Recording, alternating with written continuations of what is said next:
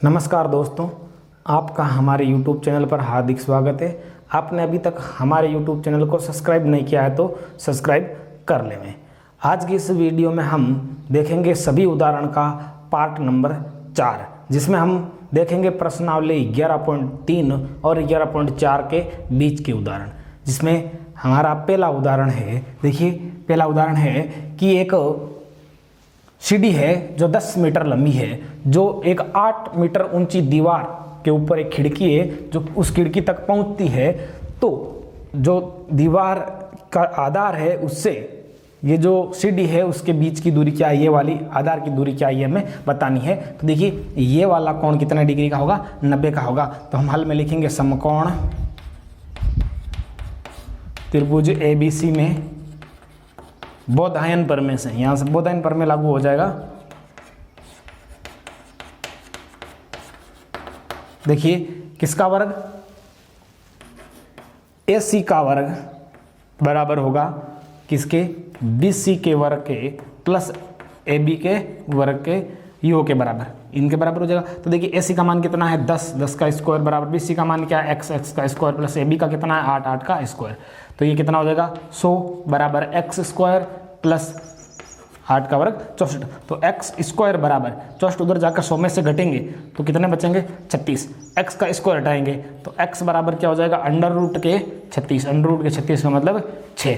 तो 36 का वर्गमूल कितना हो जाएगा 6 हो जाएगा। तो इसमें अपने ये वाला माप कितना आ जाएगा 6 आ जाएगा। आगे प्रश्न नंबर 2 में कह रहा है कि एक हवाई अड्डे से 2 हवाई जहाज एक साथ में उड़ती है, ठीक है। एक तो उत्तर दिशा में जाती है, दूसरी पश्चिम दिशा में जाती है। उत्तर दिशा में जाने वाली जो हवाई जहाज है उसकी चाल है 1000 किलोमीटर प्रति घंटा और जो पश्चिम दिशा में जाती है उसकी चाल है 1200 किलोमीटर प्रति घंटा।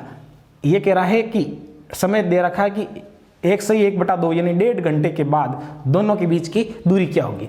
मान लेते हैं ये हवाई अड्डा है, ये उत्तर दिशा में जा रही है यहाँ से, और एक हवाई जहाज यहाँ से जा रही है इधर पश्चिम दिशा में। अब ये मैं नाम लिख देता हूँ, ये हो गया, ये B हो गया, ये C हो गया। ये कोण 90 डिग्री का बनेगा यहाँ पर। अब ये दूरी हमें पूछी है कितनी होगी। तो देखिए हमें देखो पहले तो ये दूरी निकालनी, ये दूरी निकालनी है। तो देखिए हम क्या करेंगे, ये निकालेंगे उत्तर दिशा वाली जो हवाई जहाज है उसकी दूरी, उत्तर दिशा वाली हवाई जहाज की दूरी कितनी हो जाएगी, दूरी हो जाएगी समय इंटू चाल। तो देखिए चाल कितनी है 1000 है और समय कितना है 3/2 घंटे है। तो देखिए ये कटेंगे इससे 500 बार, 500 को गुणा करेंगे 3 से तो हो जाएगा 1500 ये किलोमीटर। तो देखिए ये दूरी कितनी हो गई अपने 1500 किलोमीटर। अब देखिए पश्चिम दिशा वाली की लिखते हैं, पश्चिम दिशा वाली हवाई जहाज की दूरी, तो दूरी हो जाएगी समय इंटू चाल। तो देखिए चाल कितनी है 1200 किलोमीटर और प्रति घंटा है, और इसका समय है 3/2 घंटे। इसका देखो ये कटेगा 6 बार, 6 को पीछे 2 जीरो लग जाएंगे तो 600 हो जाएगा ना। 600 का गुणा 3 से करना है तो 1800 किलोमीटर हो जाएगा। तो ये वाली दूरी कितनी हो गई 1800 किलोमीटर हो गई। अब देखिए ये एक समकोण त्रिभुज है, तो लिखेंगे समकोण त्रिभुज ABC में बोधायन प्रमेय से क्या हो जाएगा AC स्क्वायर बराबर AB square plus BC square. देखिए AC स्क्वायर बराबर हो जाएगा, देखो AB स्क्वायर का मतलब 1500 का स्क्वायर प्लस 1800 का स्क्वायर। तो देखो 15 का वर्ग करेंगे तो 200 और 25, पीछे 2 जीरो थे तो उनके वर्ग करेंगे तो 4 जीरो बन जाएंगे, प्लस 18 का वर्ग करेंगे तो हो जाएगा 324। 2 जीरो है तो पीछे कितने जीरो हो जाएंगे 4 जीरो हो जाएंगे। अब देखिए यहाँ पे हम ऐसे ही रखेंगे, यहाँ तो ऐसे क्या था स्क्वायर था, ऐसे ही रखेंगे तो इनके ऊपर क्या लग जाएगा अंडर रूट लग जाएगा। तो देखिए AC के बराबर में क्या हो जाएगा, इनको हम जोड़ लेंगे तो देखो 4 जीरो तो लगा ही दो, 324 और 225 को जोड़ना है तो देखो 5 और 4 हो जाएंगे 9, 2 और 2 हो जाएंगे 4, 3 और 2 हो जाएंगे 5, 549 पीछे है 4 जीरो ऊपर लगाना अंडर रूट। तो इनका गुणनखंड विधि से वर्गमूल निकालोगे तो आ जाएगा आपके 30√61। किलोमीटर ये दूरी हो जाएगी इन दोनों के बीच 1.5 घंटे के बाद। आगे प्रश्न नंबर 3 कह रहा है कि त्रिभुज ABC है वो समरूप है त्रिभुज DEF के। AB का मान 2.2 है और D का मान है वो है 3.3 सेंटीमीटर है। तो आपको ये बताना AR त्रिभुज ABC बटा AR त्रिभुज DEF। अब देखिए प्रश्न के अंदर ये हमें समरूप दे रखा है। अगर दो त्रिभुज समरूप हो तो उनके क्षेत्रफलों का अनुपात उनकी संगत भुजाओं के वर्गों के अनुपात के बराबर होता है। तो लिख देंगे कि AR त्रिभुज ABC बटा AR त्रिभुज DEF बराबर में हो जाएगा AB बटा DE का वर्ग। आगे कारण लिख दो पर में 11.13 से। तो देखिए यहाँ पे हमें इनका अनुपात पूछा है तो देखो ये कितना हो जाएगा 2.2 बटा 3.3। पॉइंट से पॉइंट काट दो, ऊपर लगाना आपको स्क्वायर। देखिए ये काट दो, एक बार देखिए काट दीजिए इनको आप। देखो ये 11 के टेबल से 2 बार कट जाएंगे, ये 3 बार कट जाएंगे। 2/3 का क्या कर देना, वर्ग कर देना है। 2/3 का वर्ग करोगे तो 2 का वर्ग 4, 3 का वर्ग हो जाएगा 9। तो ये हो जाएगा आपके 4:9 इसका आंसर हो जाएगा। आगे प्रश्न नंबर 4 में कह रहा है कि त्रिभुज ABC समरूप है PQR के और क्षेत्रफलों का अनुपात दे रखा है। दोनों त्रिभुजों के क्षेत्रफलों का अनुपात दे रखा है। तो दोनों त्रिभुजों की संगत भुजाओं का अनुपात क्या होगा ये हमें पूछा है। तो देखिए हम यहाँ लिखेंगे यही बात सेम ही होगा, जिसमें हम लिखेंगे AR त्रिभुज ABC बटा AR त्रिभुज PQR बराबर में हो जाएगा अपने AB बटा PQ और इनका क्या करना पड़ेगा, वर्ग करना पड़ेगा। तो देखिए यहाँ पे आगे आप क्या लिखोगे, इनका मान लिख दोगे जो कितना दे रखा है 36/49, यानी इसका क्षेत्रफल 36 है, इसका 49 लिख दिया हमने। बराबर में AB बटा PQ और इनके क्या लगा है, इसको लगा है। इसको हटाएंगे तो हमें क्या मिलेगा, AB बटा PQ बराबर में 36/49 का क्या निकालना पड़ेगा, अंडर रूट निकालना पड़ेगा, वर्गमूल निकालना पड़ेगा। तो 36 का 6 और 49 का 7। तो इनका जो आंसर है वो आ जाएगा 6:7। ये हो गया आपने प्रश्न नंबर 4, उदाहरण नंबर 4। आगे उदाहरण नंबर 5 सेम ही इनके जैसा ही है। देखिए त्रिभुज ABC है वो समरूप है त्रिभुज PQR के, ये हमें दे रखा है। उसके अलावा हमें दे रखा है कि त्रिभुज ABC का क्षेत्रफल तो है ये और त्रिभुज PQR का क्षेत्रफल है ये, और AB का मान 2.1 है तो PQ का मान क्या होगा। अब देखिए दोनों त्रिभुज समरूप है तो हम इनको ऐसे लिख सकते हैं AR त्रिभुज ABC बटा AR त्रिभुज PQR, और यहाँ पर क्या हो जाएगी, इनकी संगत भुजाएं हो जाएगी। तो AB की संगत भुजा क्या होगी, PQ। AB बटा PQ और इनका क्या करना पड़ेगा, वर्ग करना पड़ेगा। यहाँ पर क्या करना, मान रख देना है। देखिए ABC और PQR इन दोनों का मान कितना, देखो 16/9 बराबर में AB का मान दे रखा है वो लिख दीजिए 2.1 बटे में आपको लिखना है PQ और ऊपर लगाना स्क्वायर। वहाँ से आपको इसको हटाना है तो आपको क्या मिलेगा 2.1 बटा PQ बराबर में अंडर रूट 16/9 और वर्गमूल निकालोगे तो 16 का 4 और 3 9 का हो जाएगा 3, ये हो जाएगा। अब देखिए आपको वज्र गुणा करना है। PQ का गुणा 4 से करोगे तो 4 PQ बराबर में 3 का गुणा 2.1 से करोगे तो हो जाएगा 3 गुणा 2.1 बट्टे में आपके देखो यहाँ 4 देखो इसके गुणे में, तो वहाँ जाएंगे तो वहाँ चले जाएंगे, भाग में चले जाएंगे। अब क्या करो, इनका गुणा कर दो। देखो 21 × 3 = 63 यानी 6.3/4। अब हमें क्या करना है, PQ के लिए 4 का भाग लगाना 6.3 में। तो आप क्या करो, यहाँ से पॉइंट हटा दो तो यहाँ 0 लग जाएगा।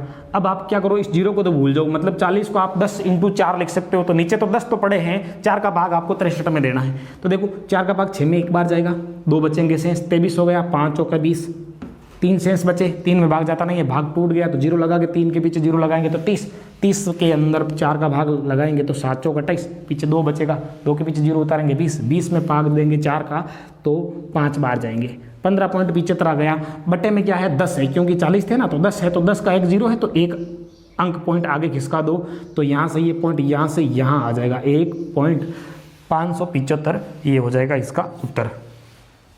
उदाहरण नंबर 6 जिसमें हमें एक त्रिभुज दे रखा है जिसमें ये कह रखा है कि DE है वो समांतर है BC के, उसके साथ में ये भी दे रखा है कि AD बटा DB है वो है 1/2, AD बटा DB बराबर 1/2 है। सिद्ध करना है कि समलंब BDEC का क्षेत्रफल बटा त्रिभुज ADE का क्षेत्रफल, यानी इस चतुर्भुज के क्षेत्रफल का और इस त्रिभुज के क्षेत्रफल का अनुपात क्या है ये हमें बताना है, इन दोनों का अनुपात क्या ये हमें बताना है। तो ये तो सिद्ध करना है, ये हमको दे रखा है। तो इसमें रचना कुछ नहीं करना है। उत्पत्ति में देखिए क्या करते हैं, उत्पत्ति में हमें क्या चीज़ दे रखी है कि BC है वो समांतर है किसके, DE के, ये समांतर है। अतः देखिए यहाँ पे मैं कह देता हूँ कोण नंबर 1, ये कोण नंबर 2, ये कोण नंबर 3, ये कोण नंबर 4। अतः कोण 1 बराबर कोण 2 व कोण 3 बराबर कोण 4, ये क्या है, संगत कोण है।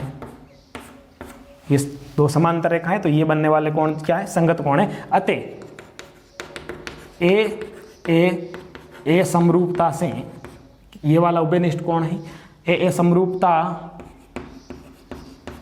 से कौन से त्रिभुज समरूप हो जाएंगे, त्रिभुज ADE समरूप है त्रिभुज ABC के, ये दोनों त्रिभुज समरूप हैं। देखिए ये कोण इस कोण के बराबर है, ये कोण इस कोण के बराबर है और ये वाला कोण उभयनिष्ठ कोण है। तो एक त्रिभुज के तीनों कोण दूसरे त्रिभुज के तीनों कोणों के बराबर है। इसका मतलब हुआ त्रिभुज ADE यानी छोटा त्रिभुज इस बड़े त्रिभुज के समरूप है। अब देखिए अतः समरूप त्रिभुजों के जो संगत भुजाएं हैं वो समानुपाती होगी और उनके जो क्षेत्रफल है उनके क्षेत्रफलों का अनुपात भी क्या होगा, संगत भुजाओं के वर्गों के अनुपात के बराबर होगा। तो अतः लिख दूंगा मैं AR त्रिभुज ADE बटा AR त्रिभुज ABC बराबर हो जाएगा इनकी संगत भुजाएं। संगत भुजाएं क्या है, AD बटा AB, इनका क्या करना है, स्क्वायर करना है।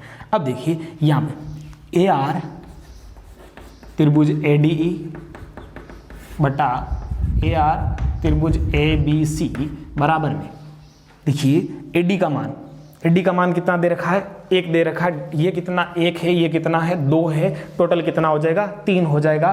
तो देखिए AD का तो हो गया 1 और AB का कितना हो जाएगा 3 और इनका क्या करना है, स्क्वायर कर देना है। अब देखिए यहाँ से आपको क्या मिल जाएगा, स्क्वायर करोगे तो 1/9 मिल जाएगा, 1/9 हो गया। अब देखिए हम क्या करेंगे, यहाँ पर देखिए इस पूरे बड़े त्रिभुज का क्षेत्रफल कितना है, 9 है। इस त्रिभुज का कितना है, 1 है। अब ये त्रिभुज इसमें से पूरे में से हटा लेते हैं तो पीछे क्या बचता है, समलंब BDEC बचता है, जिसका कितना रह जाएगा, इसका 1 निकालेंगे 9 में से तो कितना बचेगा, 8 बचेगा। तो लिखेंगे समलंब चतुर्भुज BDEC का क्षेत्रफल बराबर हो जाएगा आपके 9 - 1 बराबर 8 सेंटीमीटर स्क्वायर। अतः क्या अनुपात हो जाएगा, ये जो पूछा हमें वो हो जाएगा समलंब BDEC का क्षेत्रफल बटा त्रिभुज ADE का क्षेत्रफल। इसका कितना है, देखो हमने निकाला था 8 और इसका कितना है 1, 8/1 यह हो जाएगा 8:1। ये इसका उत्तर हो गया। ये था अपना उदाहरण नंबर 6। उदाहरण नंबर 7 जिसमें हमें ये आकृति दे रखी है, जिसमें दिया है कि AC है वो समांतर है PQ, ये दोनों लाइन आपस में समांतर है और ये भी दे रखा है कि BP बटा BA बराबर है 1/√2।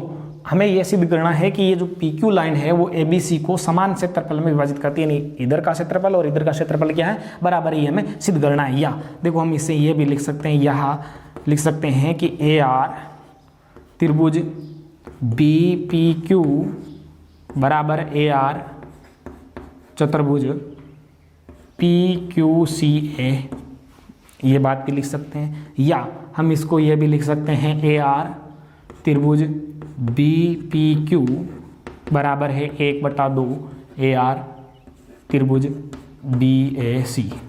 देखिए इस त्रिभुज का क्षेत्रफल है वो पूरे त्रिभुज के क्षेत्रफल का 1/2 है, ये भी हम लिख सकते हैं सिद्ध गणना में। आप तो देखिए, या फिर आप ऐसा भी लिख सकते हो कि चतुर्भुज PQCA का क्षेत्रफल बराबर 1/2 त्रिभुज BAC का क्षेत्रफल। आप ये भी लिख सकते हो, मैं लिख दे रहा हूँ यहाँ पर। तो यहाँ आप लिख सकते हो AR चतुर्भुज PQCA बराबर 1/2 AR त्रिभुज BAC। ये भी लिख सकते हो। तीनों बातों में से एक लिखना है आपको और सिद्ध करना है। तो देखिए हम यहाँ पर क्या करते हैं, उपपत्ति में हम क्या करेंगे, त्रिभुज लेंगे, ये छोटा त्रिभुज और ये पूरा बड़ा त्रिभुज लेंगे और इनको हम समरूप सिद्ध करेंगे। तो लेंगे त्रिभुज BPQ और त्रिभुज BAC में क्या चीज़ें बराबर है वो लिखेंगे। देखिए कोण B के बराबर में कोण B, देखो B इस छोटे में भी काम आ रहा है, पूरे बड़े में भी काम आ रहा है, उभयनिष्ठ कोण हो गया।